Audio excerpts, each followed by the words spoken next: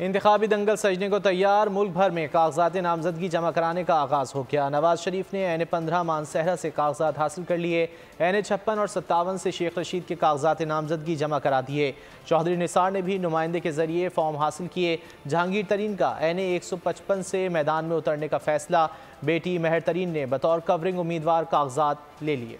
खदशात खत्म, अफवाहें दम तोड़ गईं। इलेक्शन से कबल फाइनल काउंट डाउन। कागजात नामजदगी वसूल और जमा कराने का सिलसिला जारी। साबिक वज़ीर-ए-आज़म नवाज शरीफ ने हल्का NA-15 मानसहरा से कागजात हासिल कर लिए। शेख राशिद शफीक ने अपने और शेख रशीद के NA-56, 57 से कागजात नामजदगी जमा करा दिए। साबिक वफाकी वज़ीर दाखिला चौधरी निसार ने भी अपने नुमाइंदे के जरिए कागजात नामजदगी हासिल किए। जहांगीर तरीन की साहबजादी महरीन खान तरीन ने NA-155 लोधना के लिए कागजात नामजदगी वसूल किए। साबिक वज़ीर मलिक अमीन असलम ने आज़ाद हैसियत से कागजात जमा करवाए। इलेक्शन कमीशन उम्मीदवारों की इब्तदाई फहरिस्त 23 दिसंबर को जारी करेगा। कागजात नामजदगी मंजूर या मुस्तरद होने पर अपील दायर करने की आखिरी तारीख 3 जनवरी 2024 है, जबकि 10 जनवरी को अपीलों पर एपलेट अथॉरिटी के फैसलों का आखिरी रोज होगा। इलेक्शन कमीशन उम्मीदवारों की हतमी फहरिस्त 11 जनवरी को जारी करेगा। 13 जनवरी को इंतखाबी निशानात अलॉट और पोलिंग 8 फरवरी को होगी।